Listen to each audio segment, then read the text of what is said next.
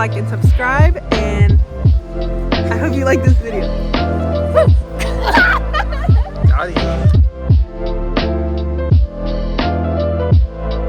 Hi everybody, welcome back to my channel. My name is Mackenzie and this is Mac in Action. Today I'm going to be sharing with you some of my June reset. I do a monthly reset every single month. This is one of my New Year's resolutions, and so far I've been able to keep up on it, even though last month I barely got that one published on YouTube before the month was up. So hopefully this month will be a little better. We are going to talk about goals. I am going to be reorganizing my pantry and sharing that with you guys. And then I am also going to be sharing with you some of the books that I read this month. So I hope you enjoy this vlog. Go ahead and hit that subscribe button if you want to see more. And let's get into it. So the first thing I usually do is I review my previous month's goals, but we are actually going to skip that this month because I didn't do any of them, to be honest. These are what they were. To post on eBay every day. I started that at the beginning of the month, but I ran out of products. I had products to shoot, but I just hadn't taken the pictures of them yet, so I didn't do that. The second one was to finish one of my large fiction books. I technically finished one of them because I listened to an audiobook, but I intended to finish my physical copy one and I didn't do that. And then my third one was mindful eating, which I tried to do, but to be honest, the end of the school year, it's pretty easy to snack. So we're just going to skip goals from May. Let's talk about my highs and my lows for last month, which was May. So we'll start with lows and we'll end on a high note. I think my biggest low of May was that I kind of just fell off my goals that I was working towards, and that I was honestly just surviving till the end of the school year. I had a super fun May, but I think it was very hard to just like persist and persevere to the end of the school year while also like trying to keep really healthy habits. So that I would say was a low. It was just pretty busy, and like I said, I was just surviving, but we made it. And then for my highs for the month of May, the first one was the end of the school year. I was so happy when summer came around. I loved my students this year, but I was so grateful to finally be on summer break. Kylie's wedding. So her wedding was May 18th, and it was a beautiful day. She got married at Malabar Farm, and I was just so happy that I got to stand next to my best friend on her special day, and it's just a true blessing to be her friend, and we've been friends since 3rd grade. So the fact that I was able to stand by her side on that day and just be a small part of her and her new husband reflecting the gospel to all the people there, that was just really special to me, and I'm excited to see what God has in store for their marriage and their family. Another highlight was that I got to do my annual camping trip with my friends Tylee and Rebecca. We went to Shawnee State Park in, I think it's in West Portsmouth, Ohio, but it's a state park down there, and it was beautiful. It was just so fun to be in nature and to spend some time with friends fellowshipping together. And I especially liked the fact that we were all on the same page, that we each needed to take at least one nap a day. So that was really honestly just a restful weekend. It was fun. We got to cook over the campfire and just hang out, and it was a lot of fun. And then my last high of May was just that I got to spend a lot of time with friends. While the month was a bit stressful because it was pretty packed with things going on with school ending, there was just a lot of stuff to do. Even though that was a bit stressful, it was honestly just such a joy. I remember just a few days ago we were at a park playing spike ball, and I was like, wow, I am so grateful that in my 20s, when I think a lot of people struggle to have good solid friendships and have unity with other people, that God has given me such special friends where we're able to just hang out and play spike ball at a park, kind of act like kids, and just have a really good time together. And so I was just thinking about that when we were all at a park together playing spike ball and just having fun, and that's something I'm super grateful this month especially. Also just to have that during my 20s, because I think a lot of people don't have that, and that's really sad, because friendships are a lot of hard work, but they're absolutely worth it. So yeah, I'm super grateful for that. That was definitely a high of May for me. Looking ahead, some things that I'm excited for June are just any summer plans that we have coming up. I think June's already pretty full from what I've put on my schedule, but I'm just excited that there's free time to do those things and that I don't have to go to work every day. The next thing, and this is probably the thing I'm most excited for, is my sister is getting married in about 8 days, I think. I am so excited for her, and I'm going to be her matron of honor, so there's a lot of work to be done for the wedding. But again, I'm just so excited for her and Ross to start their life together, and I just am so excited, and I love weddings, so I can't wait. And then the last thing that I'm super looking forward to in June is Robbie and I are going to be going camping, and we got a lot of camping gear for our wedding as wedding gifts, and we're excited to finally break that out and use it. And I just love camping, so I'm really excited, and I'm excited to get to go camping with Robbie for the first time. Now we're going to talk about the goals that I have for June. I only have 2 this month, so that I hope I can get them done. And the reason that there's only 2 will be explained after you hear what the first one is. So the first one is I have started 75 Hard. It is a challenge that has been really popular on the internet lately, but basically you do 75 days straight, and if you fail, you have to start over. So 75 days straight, there are 4 points of criteria that I'm going to be working towards. One of them is to take a progress picture each day. That one I'm actually not doing, but the other 4 I am doing. The first one is to drink 1 gallon of water each day. So that's actually for me, my emotional support water bottle. It's 4 of those every day. The second thing is to read 10 pages of a nonfiction book every day, and I was kind of already doing that, so that one's pretty easy for me. The third thing is that you do 2 45-minute workouts each day, and one of them has to be outside. And I've actually really been enjoying that, and it's really helped me get to the gym and make sure that I'm working out every day. And then the last one is to eat on a diet, and I really like the 75 Hard method and 75 Soft too, because you get to choose what diet suits you and what's going to help you. So for me, mine is to be under 2,000 calories per day, and I chose this because I have talked with my dietitian about it, and I've talked to her about like what I should be eating and things like that, and I just know that I should try each day to be under 2,000 calories. And the last thing that goes with that last point of criteria is you can also have no cheat meals. So far I've been doing it for I think 4 days, and it's been going pretty well so far. I think as I get busier, it will be more of a challenge, especially to get those workouts in and to eat well when traveling or doing different fun things. So yes, I'm hoping that it goes well, and honestly, even if I don't make the whole 75 days, if I've done a lot of them, it would have been worth it.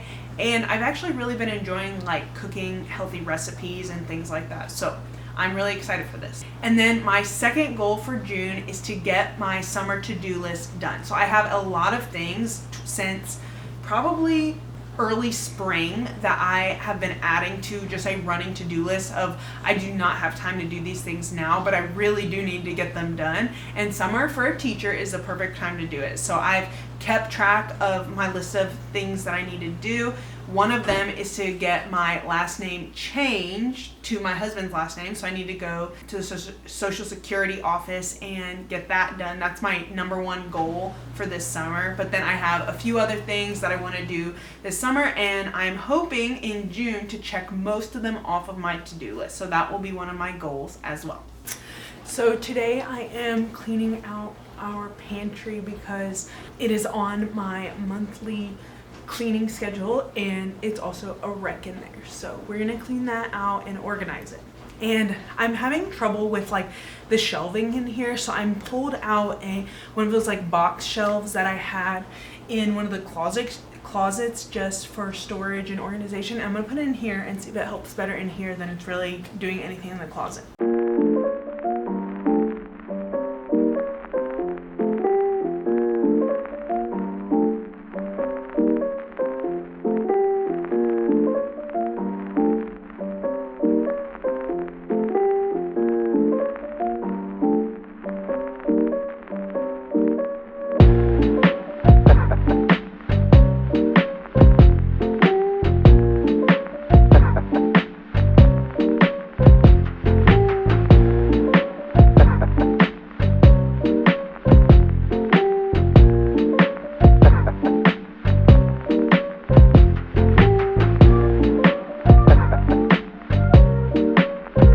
So I ended up putting it on the side here because it will not fit the other way, which is so unfortunate, but hopefully it will at least help keep some of our stuff off the floor.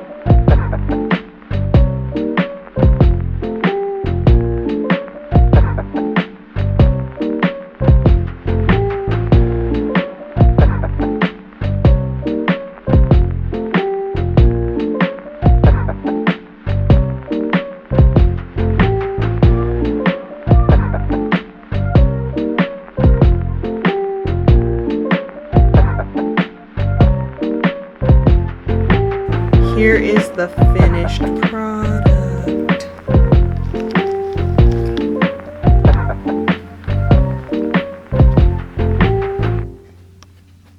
Back up enough so you can see it. There's the finished product.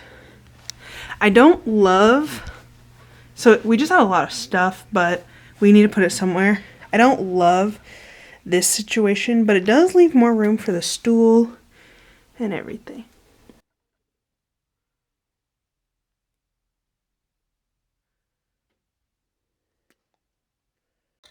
Hi everyone, so I just finished organizing the pantry and it was a lot of work, but I think it looks good and hopefully it is a manageable system and we can keep it that way. Now we are going to the gym and then later we have dinner at my sister's and with some friends too.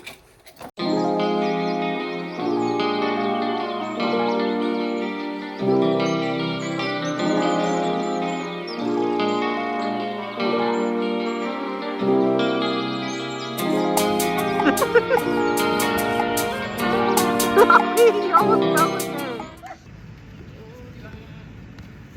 Oh my gosh! Are you okay? Did you get that on video? Yes.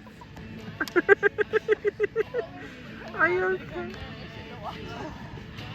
We're gonna go ahead and get right into the content corner because I actually did not read that many books this month, which is okay, but I still wanted to share them with you. The first book I listened to on an audiobook and it was The Explicit Gospel by Chandler.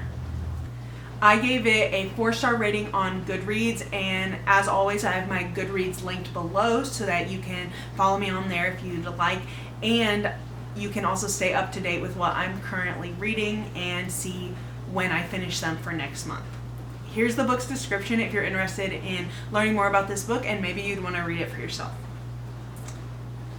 Too few people attending church today, even those in evangelical churches, are exposed to the gospel explicitly. Sure, many will hear about Jesus and about being good and avoiding bad, but the gospel message simply isn't there. It begins with the specifics of the gospel, outlining what it is and what it is not, and then switches gears to focus on the fullness of the gospel and its massive implications on both personal and cosmic levels. Recognizing our tendency to fixate on either the micro or macro aspects of the gospel, Chandler also warns us of the dangers on either side of becoming overly individualistic or syncretistic. Here is a call to true Christianity, to know the gospel explicitly and to unite the church on the amazing grounds of the good news of Jesus. And I thought this book was pretty basic because, it's really just explicitly sharing the gospel. But again, it's very good because it's about the gospel. So I recommend that book. I thought it was really good.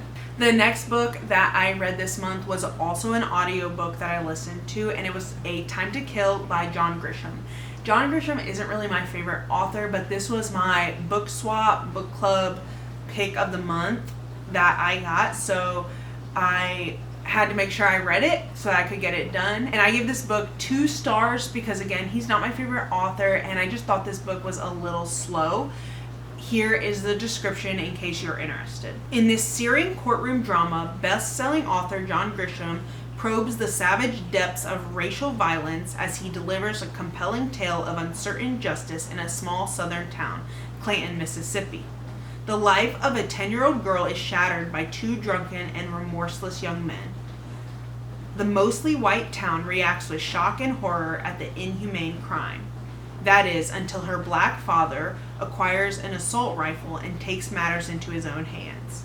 For 10 days, as burning crosses and the crack of sniper fire spread through the streets of Clanton, the nation sits spellbound as young defense attorney Jake Brigant struggles to save his client's life, and then his own.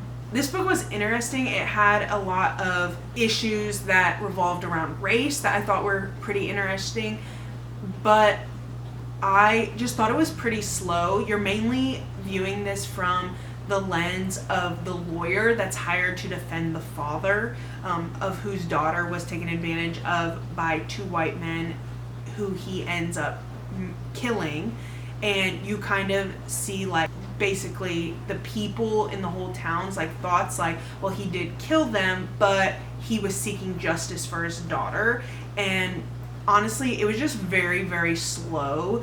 The father ends up his life threatened, the lawyer gets his life threatened, and honestly, it was just very slow. The ending was interesting. It finally picked up speed, but all in all, I still gave it 2 stars because he's not really my favorite author, and I just thought it was kind of slow. The last book that I read this month was Forgiving What You Can't Forget by Lysa Terkeurst. I love this book. I gave it 5 stars. And I think that this book is extremely practical, extremely helpful, and for me personally, it has been helping me a lot just with some things that I'm going through personally. I thought she did a great job of explaining forgiveness in a biblical way. She backs it up with scripture very well, and she even talks about boundaries that you can have when you're forgiving people. She uses her own life to help explain how difficult forgiveness can be, but how it is extremely worth it. And I'll go ahead and read the description if you're interested in this book, and I really, truly, highly recommend this book. You deserve to stop suffering because of what other people have done to you. Have you ever felt stuck in a cycle of unresolved pain, playing offenses over and over in your mind? You know you can't go on like this, but you don't know what to do next. Lysa Terkeurst has wrestled through this journey, but in surprising ways, she's discovered how to let go of bound-up resentment and overcome the resistance to forgiving people who aren't willing to make things right. With deep empathy, therapeutic insight, and rich Bible teaching coming out of more than 1,000 hours of theological study, Lysa will help you. Learn how to move on when the other person refuses to change and never says they're sorry. Walk through a step-by-step process to free yourself from the hurt of your past, feel less offended today. Discover what the Bible really says about forgiveness and the peace that comes from living it out right now. Identify what's stealing trust and vulnerability from your relationship so you can believe there's still good ahead. Disempower the triggers hijacking your emotions by embracing the two necessary parts of forgiveness.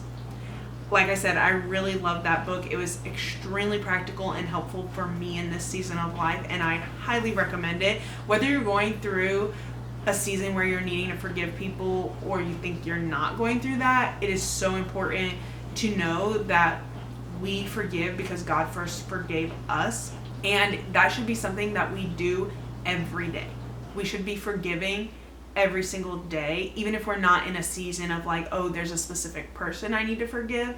We should still be forgiving every single day, even forgiving ahead of time. So I won't say much more about that book, but I really loved it and you should definitely read it. Thank you guys so much for watching my June reset video. I hope you enjoyed it. If there's anything that you want to see in future reset videos, please comment down below and let me know what you'd like to see. But again, thank you so much for watching. It really means a lot to me, even if I just have a few people watching. So I appreciate it.